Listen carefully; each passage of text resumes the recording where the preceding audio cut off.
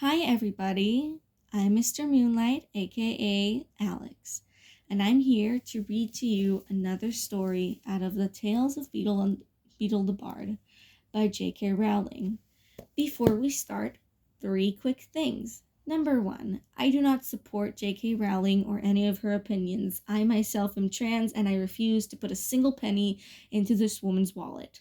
This book is borrowed from my local library. I encourage you very, very much to go to your own local libraries and support them as much as you can because libraries are so important to our society and to us.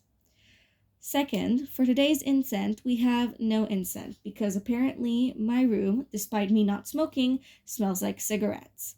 So for today's incense, we have an open window and no AC for the next possibly 30 minutes. Third, for today's fun fact, we learned that humans glow in the dark. We emit a low light that we cannot detect without special equipment. And, fun fact, we glow our brightest when we sleep. So I hope this is extra motivation to go to sleep tonight. Without further ado, let's start. Today we are reading Introduction and The Wizard and the Hopping Pot. Introduction.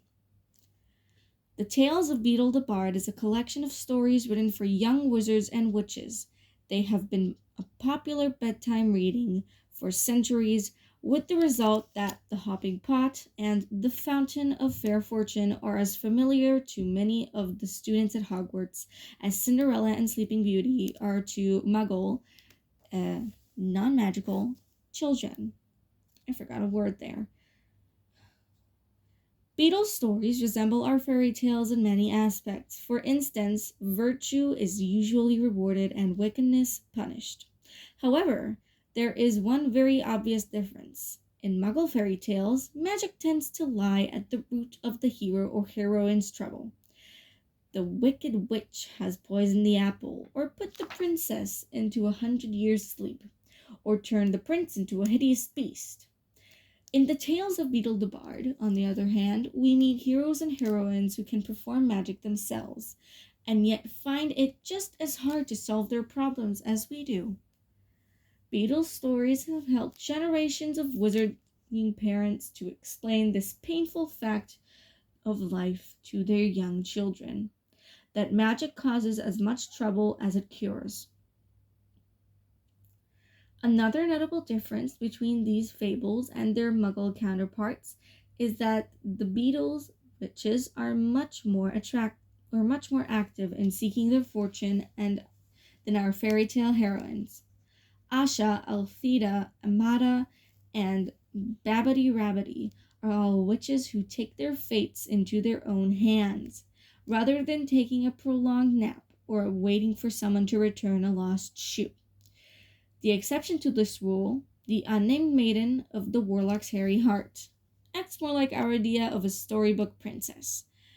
But there is no happily ever after at the end of her tale. Beedle the Bard lived in the 15th century, and much of his life remains shrouded in mystery. We know that he was born in Yorkshire, and the only surviving woodcut shows that he had an exceptionally luxurious beard. If his stories accurately reflect his opinions, he rather liked Muggles, whom he regarded as ignorant rather than malevolent. He mistrusted dark magic, and he believed that the worst excess of wizard kind sprang from the all too human traits of cruelty, apathy, or arrogance,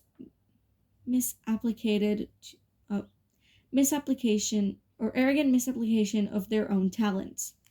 The heroes and heroines who triumph in his stories are not those with the most powerful magic, but rather those who demonstrate the most kindest common sense and ingenuity.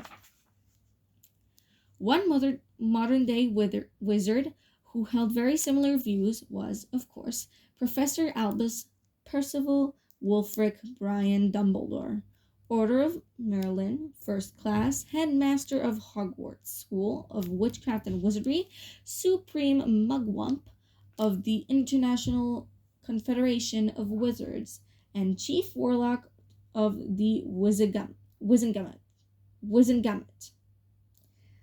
This similarity of outlook notwithstanding, it was a surprise to discover a set of notes on the tales of Beedle the Bard among the many papers that Dumbledore left in his will to the Hogwarts archives.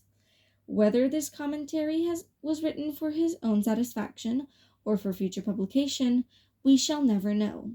However, we have been graciously granted permission by Professor Minerva McGonagall, now headmistress of Hogwarts, to print Professor Dumbledore's notes here, alongside a brand new translation of the tales by Hermione Granger. We hope that Professor Dumbledore's insight, which includes observation on wizarding history, personal reminiscence, and enlightening information on key elements of each story, will help a new generation of both wizarding and muggle readers appreciate the tales of Beedle the Bard. It is the belief of all who knew him personally that Professor Dumbledore would have been delighted to lend his support to this project. Given that all royalties are donated to the children's high-level groups, which works to benefit children in desperate need of a voice. It seems only right to make one small additional comment on Professor Dumbledore's notes. As far as we can tell, the notes were completed around 18 months before the tragic events took place at the top of Hogwarts Astronomy Tower. Those familiar with the history of the most recent Wizarding War, everyone who has read all 7 volumes on the life of Harry Potter, for instance, will be aware that Professor Dumbledore reveals a little less than he knows or suspects about the final story in this book. The reason for any omission lies perhaps in what Dumbledore said about truth many years ago to his favorite and most famous pupil. It is a beautiful and terrible thing, and should therefore be treated with great caution. Whether we agree with him or not, we can perhaps excuse Professor Dumbledore for wishing to protect future readers from the temptations to which he himself had fallen prey, and for which he had paid so terrible a price. J.K. Rowling, 2008. A note on the footnotes. Professor Dumbledore appears to have been writing for a wizarding audience, so I have occasionally inserted an explanation of a term or fact that might need to be clarification for Muggle readers. JKR. Onward with the story. The Wizard and the Hopping Pot. Before we start, quick warning. This story deals with vomit and with disgusting themes, as do most of the stories in this book. If you are squeamish, I recommend you skip this one. Perhaps skip ahead 10 or 12 minutes and see if we got to the notes by then. Now, without further ado, The Wizard and the Hopping Pot. There was once a kindly old wizard who used his magic generously and wisely for the benefit of his neighbors. Rather than reveal the true source of his power, he pretended that his potions, charms, and antidotes sprang ready-made from the little cauldron he called his lucky cooking pot. From miles around, people came to him with their troubles, and the wizard was pleased to give his pot a stir and put things right. This well-beloved wizard lived to a goodly age, then died, leaving all his chattels to his only son. This son was of a very different disposition to his gentle father. Those who could not work magic were, to the son's mind, worthless, as he had often quarreled with his father's habit of dispensing magical aid to their neighbors. Upon his father's death, the son found A hidden the son found hidden inside the old cooking pot a small package bearing his name. He opened it, hoping for gold, but found instead a soft, thick slipper, much too small to wear and with no pair. A fragment of parchment within the slipper bore the words, "In the found hope, my son, that you will never need it." The son cursed his father's age-softened mind, then threw the slipper back in the cauldron, resolving to use it henceforth as a rubbish pail.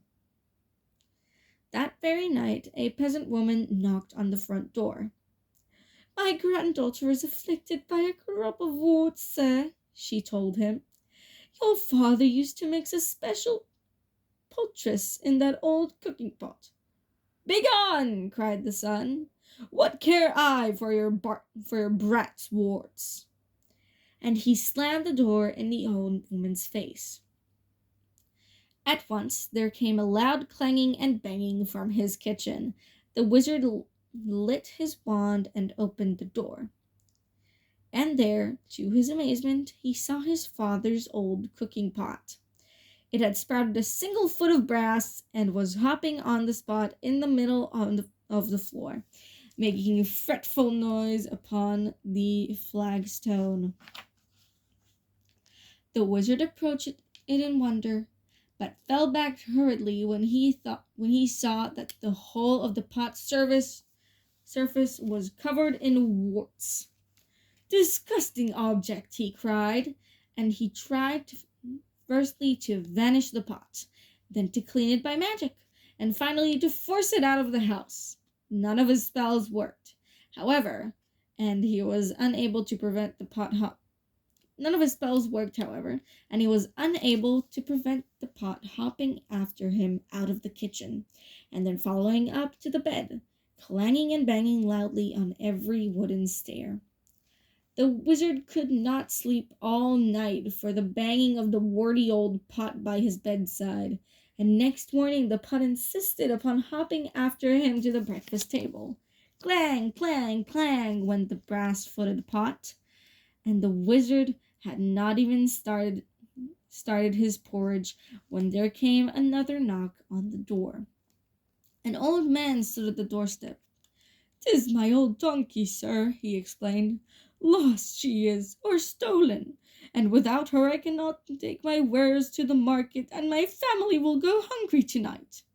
"And I am hungry now," roared the wizard, and he slammed the door upon the old man. Clang, clang, clang went the cooking pot's single brass foot upon the floor. But now its clamor was mixed with the brays of a donkey and human groans of hunger echoing from the depths of the pot. "Be still! Be silent!" shrieked the wizard. But not all his magical powers could quieten the warty pot, which hopped at his heel all day, braying and groaning and clanging, no matter where he went or what he did. The evening there came a third knock upon the door, and there on the threshold stood a young woman, sobbing as though her heart would break. "My baby is grievously ill," she said. "Won't you please help us? Your father bade me to come if troubled." But the wizard slammed the door on her. And now the tormenting pot filled to the brim with salt water and slopped tears all over the floor as it hopped and brayed and groaned and sprouted more warts. Though no more villagers came to seek help at the wizard's cottage for the rest of the week, the pot kept him informed of their many ills. Within a few days it was not only braying and groaning and slopping and hopping and sprouting warts, it was also choking and retching, crying like a baby, whining like a dog, and spewing out bad cheese and sour milk and a plague of hungry slugs.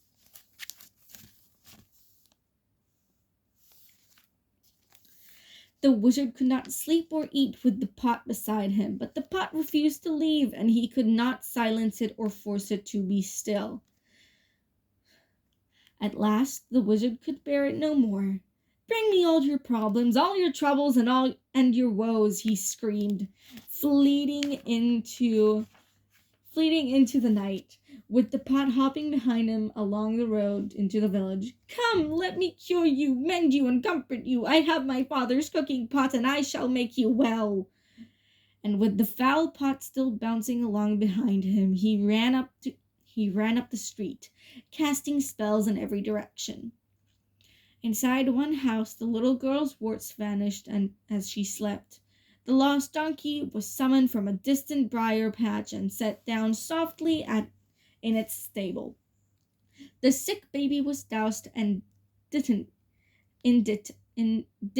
and woke, well and rosy. At every house of sickness and sorrow, the wizard did his best, and gradually the cooking pot beside him stopped groaning and retching and became quiet, shiny, and clean. Well, Pot? Asked the trembling wizard as the sun began to rise. The pot burped out the single slipper he had thrown into it, and permitted him to fit it on the brass foot. Together they set off back to the wizard's house, the pot's footsteps muffled at last. But from that day forward, the wizard helped the village like his father before him, lest the pot cast off its slipper and begin to hop once more. Before we continue with the Albus notes, I encourage you all to please take a sip of water, go brush your teeth, and go use the bathroom. It's called tactical weeing for a reason. You'll thank me when you sleep longer because you're not woken up by a pesky bladder. Go drink some water, please. Get refreshed and come back soon. And we're back. I hope you had a nice water break and a nice bathroom break and a nice toothbrushing break. Now, onward with the story. Albus Dumbledore on the Wizard and the Hopping Pot. A kind old wizard decides to teach his hard-hearted son a lesson by giving him a taste of the local muggle's misery. The young wizard's conscience awakes, and he agrees to use his magic for the benefit of his non-magical neighbors. A simple and heartwarming fable, one might think, in which case one would reveal oneself to be an innocent nincompoop. A pro-muggle story showing a muggle-loving father as superior in magic to a muggle-hating son. It is nothing short of amazing that any copies of the original version of this tale survived the flames to which they were so often consigned.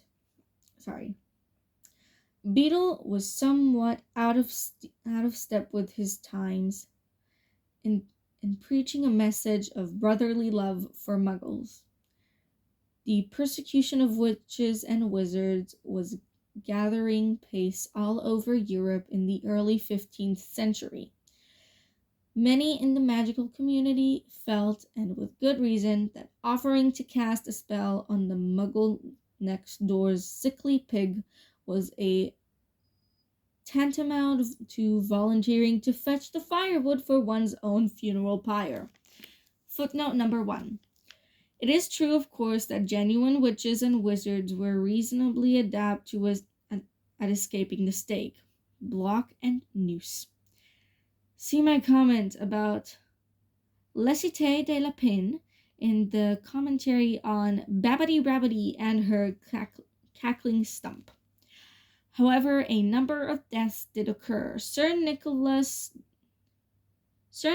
de Mimsy Porpington, a wizard at the royal court in his lifetime, and in his death time, ghost of Gryffindor Tower, was stripped of his wand before being locked in a dungeon and was unable to magic himself out of his execution.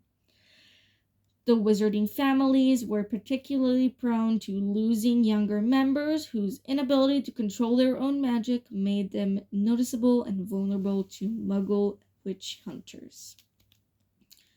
Returning to the notes. "Let the muggles manage without us," was their cry. As the wizards drew further and further apart from their non-magical brethren, culminating in the institution of the internal stature of wizarding secrecy in 1689, when wizardkind voluntarily went underground. Children being children, however, the grotesque hopping pot had taken a hold of their imagination. The solution was to jettison the pro-Muggle moral, but keep the warty cauldron. So, by the middle of the 16th century, a different version of the tale was in wide circulation among the wizarding families. In the ravished story, the hopping pot protects an innocent wizard from his torch-bearing, pitchfork, pitchfork-toting neighbors by chasing them away from the wizard's cottage, catching them and swallowing them whole. At the end of the story, by which time the pot has consumed most of the neighbors, the wizard gains a promise from the few remaining villagers that he will be left in peace to practice magic. In turn, he instructs the pot to render up its victims who are dully burped out of its depth, slightly mangled. To this day, some wizarding children are only told the revised version of the story by their generally anti-Muggle parents. And the original, if and when they ever read it, comes as a great surprise. As I have already hinted, however, this pro-Muggle sentiment was not the only reason that the wizard and the hopping pot attracted anger. As the witch hunters grew fiercer, wizarding families began to live double lives, using charms of concealment to protect themselves and their families. By the 17th century, any witch or wizard who chose to fraternize with muggles became suspect, even an outcast in his or her own community. Yeah, because J.K. Rowling is too scared to write there in a book. But sorry, I skipped a few lines back. Among the many insults hurled at pro-Muggle witches or wizards, such fruity epithets as mudwallowers, dunglicker, and scumsucker date from this period, was the charge of having weak or inferior magic.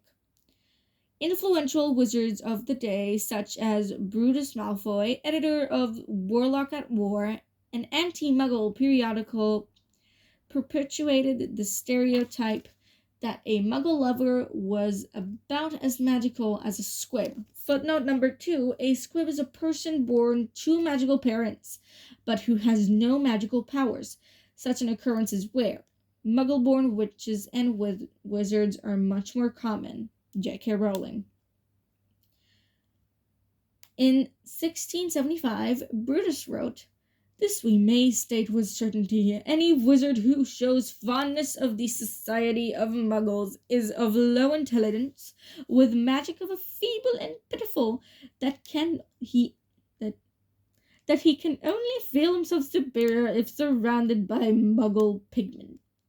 Nothing is a surer sign of weak magic than a weakness for non-magical company." This prejudice eventually died out in the face of overwhelming evidence that some of the world's most brilliant wizards, footnote number 3, such as myself, were, to use the common phrase, Muggle lovers. The final objection to the wizard and the hopping pot remains alive in certain quarters today. It was summed up best, perhaps, by Beatrix Bloxham, 1794 to 1910, author of the infamous Toadstool Tales. Oh God, I hate her. Miss Bloxham believed that the tales of Beedle and the Bard were damaging to children because of what she called their unhealthy preoccupation with the most horrid subjects such as death, disease, bloodshed, wicked magic, wholesome characters, and unwholesome characters and bodily effusions and eruptions of the most disgusting kind. Miss Bloxham took a variety of old stories, including several of Beetle's, and rewrote them according to her idea, which she expressed as filling the pure minds of our little angels with healthy, happy thoughts, keeping their sweet slumber free of wicked dreams, and protecting the precious flower of their innocence. The final paragraph of Mrs. Bloxham's pure and precious reworking of The Wizard and the Hopping Pot reads: Then the little golden pot danced with delight, hoppity hoppity hop, on its tiny rosy toes. Wee Willikins had cured all the dollies of their poorly tum-tums. And the little pot was so happy that it filled up with sweets for wee Willikins and the dollies. But don't forget to brush your teethy pangs, cried the pot, and wee Willikins kissed and hugged the hoppity pot, and promised always to help the dollies and never be an old grumpy wumpkins again. Mrs. Bloxham's tale was met with the same response from generations of wizarding children. Uncontrollable retching, followed by an immediate demand to have the book taken from them and mashed into a pulp. The end. Before we go to sleep, I would like to try a breathing exercise with you. This breathing exercise is called square breathing. It is called square breathing because when you do it, you do 4 types of breaths for 4 seconds each. So it's all even and square.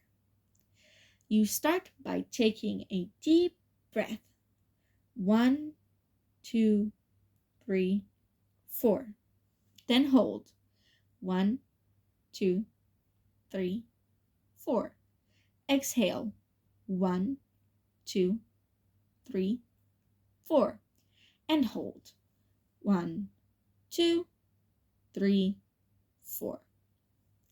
Repeat this as many times as you would like, and I hope this helps you relax and finally go to bed. Hang tight, sweet dreams, and I hope you had a nice time today. My name was Alex, and I hope you have a good night. Bye-bye.